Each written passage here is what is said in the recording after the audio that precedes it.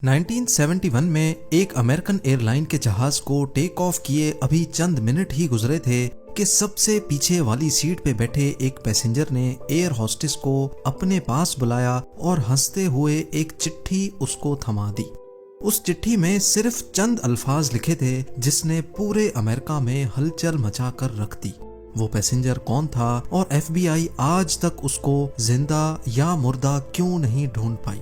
ढूंढना तो दूर की बात, अमेरिका की सबसे पावरफुल इंटेलिजेंस एजेंसी पिछले 50 सालों से उस पैसेंजर की जर्रे बराबर भी इंफॉर्मेशन नहीं निकाल पाई। ज़ेम टीवी की वीडियोस में एक बार फिर से खुशामदीद। नाजरीन, इस इंटरेस्टिंग वाक़े की शुरुआत 24 नवंबर 1971 को पोर्टलैंड एयरपोर्ट से हुई थी। एक शख्स जो बज़ाहिर बिजनेसमैन लगता था, उसने पोर्टलैंड से सिएटल का टिकट बुक करवाया और सीधा जहाज की तरफ बढ़ने लगा। तब अमेरिका में डोमेस्टिक फ्लाइट्स पर किसी किस्म की भी कोई सख्ती नहीं हुआ करती थी। ना ही पैसेंजर्स का सामान चेक किया जाता था और ना ही उनकी आइडेंटिटी वेरिफिकेशन की जाती थी। ये नॉर्थ वेस्ट ओरिएंट एयरलाइन का जहाज बोइंग 727 था, जिसको सिर्फ 45 मिनटों में पोर्टलैंड से सिएटल तक पहुंचना था। सन ग्लासेस लगाए एक ब्रीफ केस के साथ डैन कूपर नामी ये पैसेंजर इस जहाज में सवार हुआ और अपनी पसंद की सीट पर जाकर बैठ गया, जो जहाज की सबसे आखिरी सीट थी। उसने अपने लिए एक ड्रिंक ऑर्डर की और साथ ही सिगरेट भी जला ली। यहाँ तक सब कुछ नॉर्मल चल रहा था, क्योंकि फ्लाइट में स्मोकिंग करना भी 70s में अलाउड था। ठीक 2:58 पर फ्लाइट टेक ऑफ हो गई। टेक ऑफ होते ही डैन कूपर पीछे मुड़ा और पास में बैठी एयर होस्टेस को हंसते हुए एक एनवलप थमा दिया। एयर होस्टेस, जिसका नाम फ्लोरेंस शॉफनर था, उसने जब वो चिट्ठी पढ़ी तो जैसे उसके पैरों तले जमीन ही खिसक गई। Miss, I have a bomb here and I would like you to sit by me. मेरे पास बॉम्ब है और मैं चाहता हूँ कि आप मेरे बराबर में आकर बैठ जाएं। फ्लोरेंस शॉफनर जब डैन कूपर के बराबर में आकर बैठी तो उसने अपना ब्रीफ केस खोला, जिसमें डायनामाइट की 8 स्टिक्स और एक डेटोनेटर भी मौजूद था। इन शॉर्ट, जहाज हाई जैक हो चुका था और डैन कूपर की टोटल 3 डिमांड्स थी। उसको 5 बजे से पहले पहले $2 लाख कैश, 2 पैराशूट के पेयर्स और सिएटल एयरपोर्ट पर एक रीफ्यूलिंग ट्रक रेडी चाहिए था। अपनी डिमांड्स के आखिर में उसने फ्लोरेंस शॉफनर को इनडायरेक्टली ये भी बोला कि अगर कोई गलती हुई तो मैं बॉम्ब फाड़ दूंगा। डैन कूपर के अलावा इस जहाज में 35 पैसेंजर्स थे, जिनको पीछे जहाज में होने वाले इस वाक़े का बिल्कुल भी इल्म नहीं था। फ्लोरेंस शॉफनर डैन कूपर की डिमांड्स लेकर कॉकपिट में गई और कैप्टन को सारा माजरा सुना दिया। एक दूसरी एयर होस्टेस, जिसका नाम टीना मकलो था, वो अब एक इंटरकॉम लेकर डैन कूपर के साथ आकर बैठ गई, जो पायलट और डैन कूपर के दरमियान मैसेज पहुंचाने का काम कर रही थी। याद रहे कि ये अमेरिका की हिस्ट्री में होने वाला पहला प्लेन हाईजैक था जो रैंसम के लिए किया गया था। इसी वजह से लोकल अथॉरिटीज और FBI ने फैसला किया कि हाईजैकर की सारी डिमांड्स पूरी की जाएं। जाहिर है अथॉरिटीज को भी मालूम था कि डैन कूपर उनसे भागकर ज्यादा दूर नहीं जा पाएगा।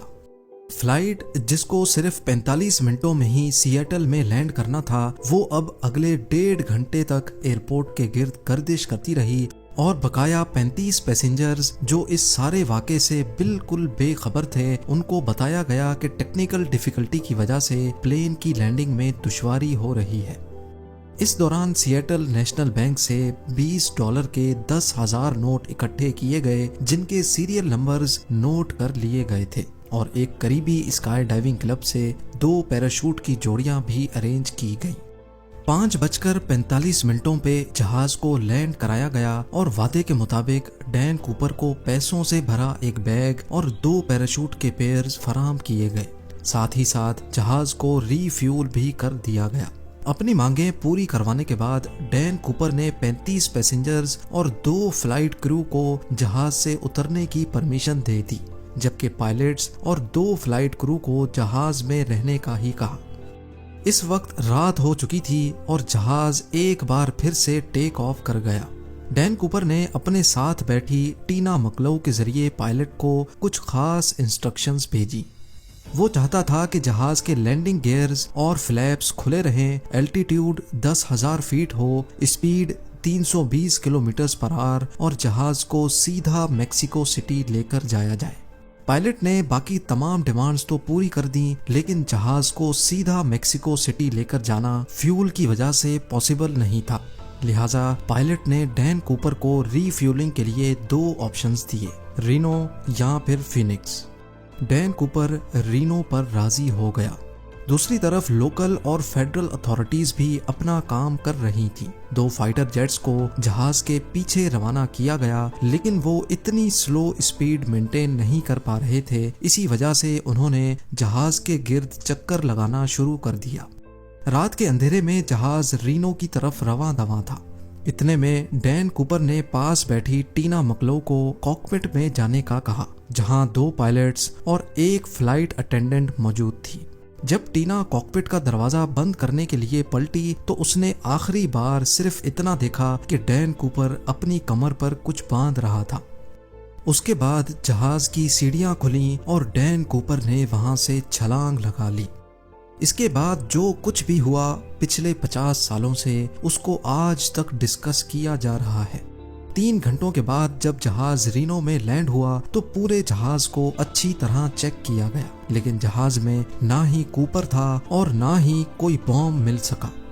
ना सिर्फ जहाज में, बल्कि इस वाक़े के बाद डैन कूपर का कहीं कोई अता पता ना चल सका, ना ही जिंदा और ना ही मुर्दा। आखिर डैन कूपर कौन था और पूरे अमेरिका की आंखों को धोखा देकर वो कहां चला गया?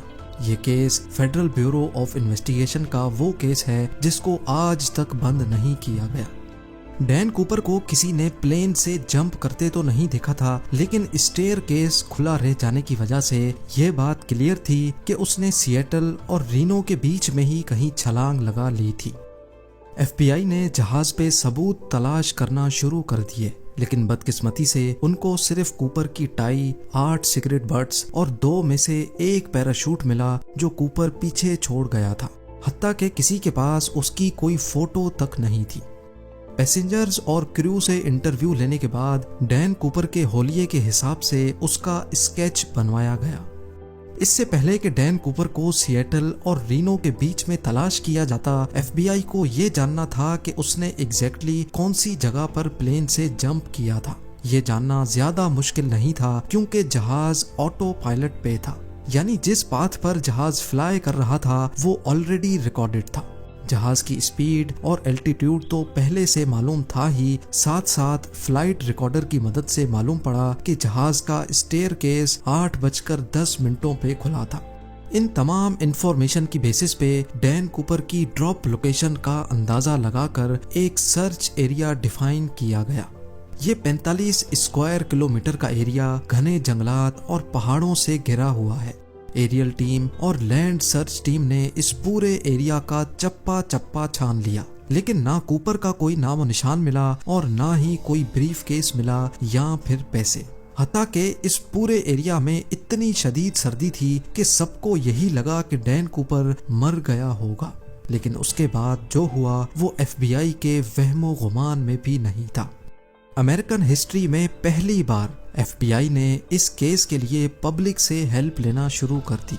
डैन कूपर का स्केच और $2 लाख के सीरियल नंबर भी अखबारों में शाया किए गए और डैन कूपर के बारे में कोई भी इंफॉर्मेशन देने पर इनाम देने का वादा भी किया गया। उनका ख्याल था कि कूपर अगर जिंदा होगा तो वो पैसे कहीं ना कहीं जरूर खर्च करेगा, लेकिन हैरत अंगेज तौर पे उस सीरियल नंबर का एक भी नोट कभी भी कहीं भी दोबारा जाहिर नहीं हुआ। लेकिन मामला अभी खत्म नहीं हुआ था। करीब 9 सालों के बाद यानी 1980 में एक वाकया हुआ। सदर्न वॉशिंगटन में कोलंबियन रिवर के किनारे एक बीच है जिसको टीना बार कहा जाता है। यहाँ एक बच्चा अपने पेरेंट्स के साथ खेल रहा था जब उसको रिवर के किनारे नोटों की 3 गड्डियाँ मिली। ये $20 के नोटों की घड़ियां थीं जो टोटल $5,800 बनते थे। बच्चे के पेरेंट्स ये पैसे लेकर FBI के पास गए। खुशकिस्मती से इनके सीरियल नंबर उन नोटों से मैच कर गए जो डैन कूपर लेकर गया था। डैन कूपर हाईजैकिंग केस में 9 सालों के बाद ये पहली प्रोग्रेस थी, लेकिन बजाय केस को सॉल्व करने के इस वाक़े ने केस को मजीद उलझा कर रख दिया, क्योंकि ये पैसे ड्रॉप लोकेशन से करीब 27 किलोमीटर दूर पाए गए थे। पहले ये समझा गया कि ड्रॉप जोन में वाक़े लुइस रिवर में ये पैसे डैन कूपर से ही गिरे होंगे और वहां से बहते हुए कोलंबियन रिवर तक आए होंगे, लेकिन बाद में नोटिस किया गया कि कोलंबियन रिवर तो ऑपोजिट डायरेक्शन में फ्लो करती है, यानी ये पैसे लुइस रिवर से बहकर टीना बार बीच तक किसी भी सूरत नहीं पहुंच सकते। FBI के लिए ये मामला तो सुलझने के बजाय उलझता ही जा रहा था। ना सिर्फ इतना, बल्कि टीना बार बीच जहां से ये पैसे बरामद हुए थे, यहाँ 1974 में कुछ खुदाई का काम किया गया था।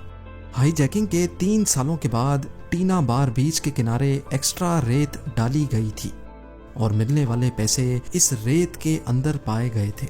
इस नई इन्फॉर्मेशन से तो ये जाहिर होता है कि डैन कूपर या फिर उसके किसी साथी ने जानबूझकर केस को उलझाने के लिए 3 सालों के बाद टीना बार बीच पर आकर ये पैसे दफनाए थे।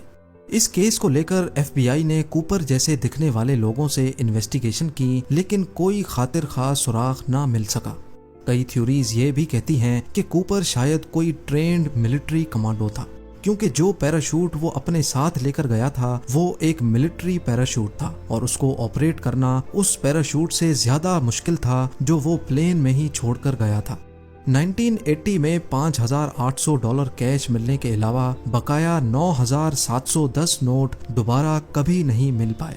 एविडेंस के तौर पे FBI के पास डैन कूपर के इस स्केच के अलावा सिर्फ ये टिकट है जिसमें उसने खुद अपना नाम लिखा था और ये टाई जिस पर क्लिप लेफ्ट साइड पे लगी थी, जिससे ये जाहिर होता है कि डैन कूपर लेफ्ट हैंडेड था। इस केस ने FBI को पिछले 50 सालों से सवालों में उलझा कर रखा है। आज भी FBI की वेबसाइट पर इस केस की तमाम डिटेल्स मौजूद हैं और इस केस की फाइल आज भी खुली हुई है। उम्मीद है ज़ेम टीवी की ये वीडियो भी आप लोग भरपूर लाइक और शेयर करेंगे। आप लोगों के प्यार भरे कमेंट्स का बेहद शुक्रिया। मिलते हैं अगली शानदार वीडियो में।